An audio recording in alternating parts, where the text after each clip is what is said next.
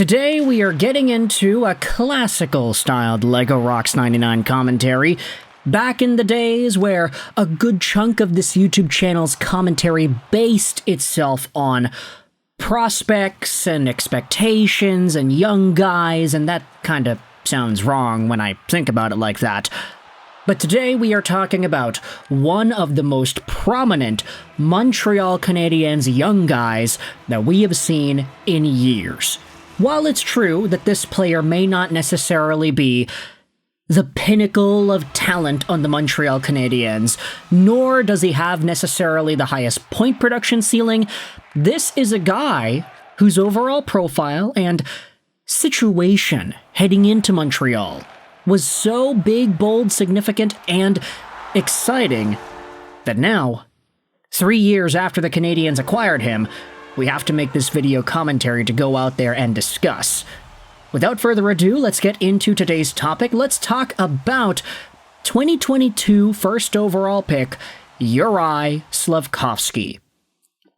Now, of course, 3 years later, this is going to be a sort of retrospective video commentary because Juraj Slafkovsky's significance in the Montreal Canadiens story cannot be understated. He was the first overall pick this team had had in decades, and coming over in the 2022 NHL Draft, he was a player whose profile wasn't necessarily guaranteed to being first overall.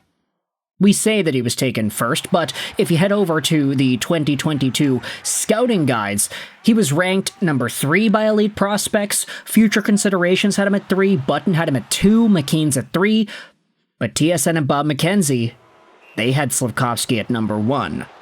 Now, a lot of this can be boiled down to 3 simple things: international play, tournament play, and the momentum of the first overall projected pick in this draft.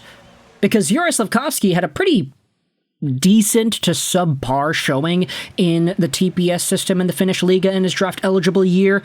10 points, 31 games, that's really not like quote-unquote first overall caliber. He did, however, have a very strong playoffs, which we won't discredit him for there. 7 points in 18 games played.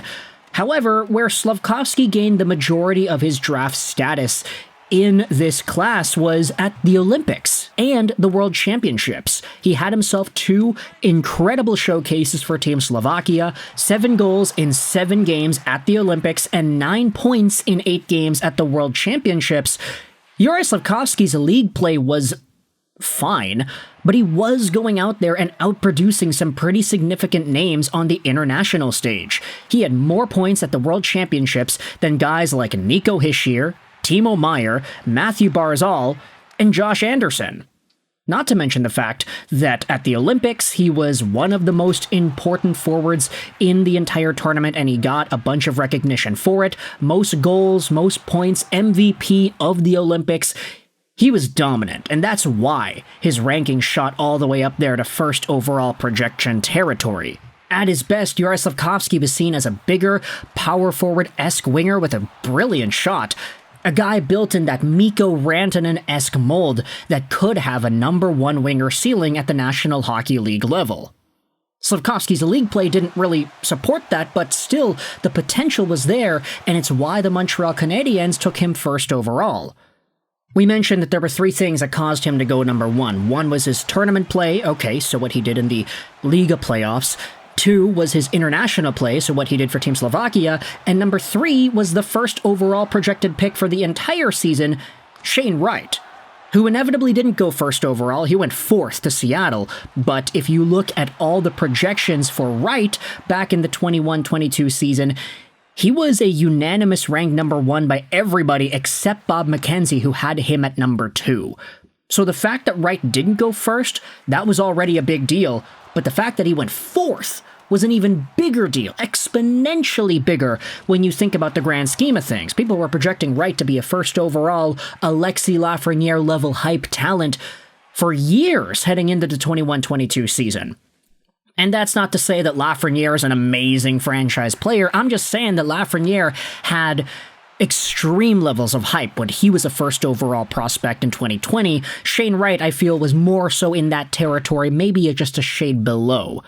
But anyways, the Habs, they went against the grain, they went against the projected first overall pick in right, they took Slafkovsky, and Wright slipped to number 4 because number 2, New Jersey, they didn't need another center, they had Hischier and Jack Hughes. Number 3, Arizona, they just did all their scouting on Logan Cooley, so they were more familiar with him.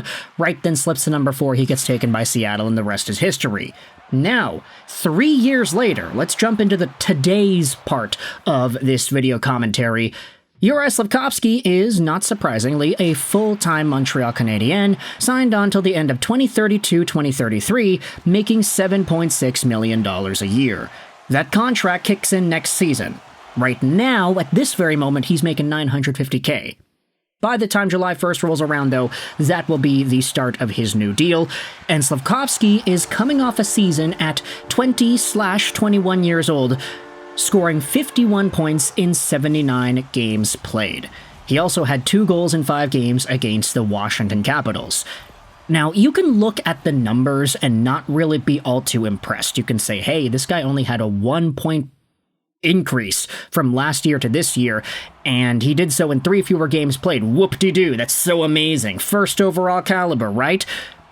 But that's the thing with Slafkovsky. He is such a different style of hockey player and a different style of first overall pick that it's difficult to fully encapsulate what makes him good and what is seen as a successful transition for this guy compared to some of the other players that were taken first overall. You go back to, let's just say 10 years ago, okay, 2015, Connor McDavid, fantastic. Franchise-altering center, amazing. 2016, Austin Matthews, same thing, cut and paste, and he's a goal-scoring machine. 2017 was Nico Hischier, and he was good. He's actually really, really good now. Took him a while to get there, but he's now here. 2018, you had Rasmus Dahlin. He is a #1 defenseman in the flesh. He is so good for the Buffalo Sabres. 2019, Jack Hughes, another franchise-altering center. 2020, Alexis Lafreniere, not really the best needle mover right now, but I think there are some other conversations we can have about him. 2021, Owen Power, he's yet to be that franchise-altering D-man, but he is slowly going there in that direction.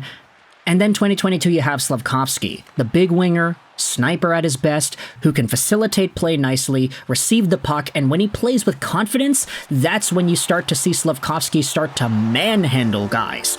We spoke about this in the other day's video, but Slafkovsky in the Game 5 elimination game where the Habs were out, Slafkovsky had 7 hits in that game against the Caps. When this guy is going, he decides that he can go. And he even made a little bit of a joke yesterday in the end-of-season press conference saying, yeah, like, I just hope that I can be more consistent. I hope that I'm good in October rather than just becoming good in February. To expand on that point, let's go over to splits here. Juraj Slafkovsky in the entire season had his 51 points in 79 games played, but if you look at the month-by-month breakdown, Slafkovsky was a point per game in October, under a point per game in November, half a point a game in December, and then half a point a game in January and February. In March, he was a point per game again, and then in April, he had 5 points in 9 games. Pre-All-Star, he was at 30 points in 53 games played. So, despite the stellar October, Slafkovsky really didn't have a good first half of the season, and this is where you dive into the consistency about it all. Now, you can say the Montreal Canadiens as a hockey team were not all too great in November, December, so this is really not his fault entirely, but when Slafkovsky is playing well, the Habs generally do better. And when the Habs generally do better, Slafkovsky generally scores more too. And that is ultimately what we saw in the second half of the year and during some certain stints on the power play against Washington. When Slafkovsky and Demidov and Hudson and Suzuki and Caulfield are all rotating around, cycling it, these guys are kind of like a hive mind. They just get everything on lock, and they're able to create offense in ways that we have not seen Montreal hockey do in years. So for Juraj Slafkovsky, 3 years after he was drafted first overall, is he in that same McDavid, Matthews, Jack Hughes-esque tier? I'd say probably not, but this is an entirely different kind of player compared to those dudes. I'm not guaranteeing that Slafkovsky ever gets the raw hard point production like a Mikko Rantanen does, but there is so much room for Slafkovsky to grow and become better over the next few years. So let me know your thoughts in the comment section below. From 3 years ago to today, what are your thoughts on Juraj Slafkovsky as a first overall pick and as a potential franchise-altering winger for the Montreal Canadiens? I hope you enjoyed this video, and bye.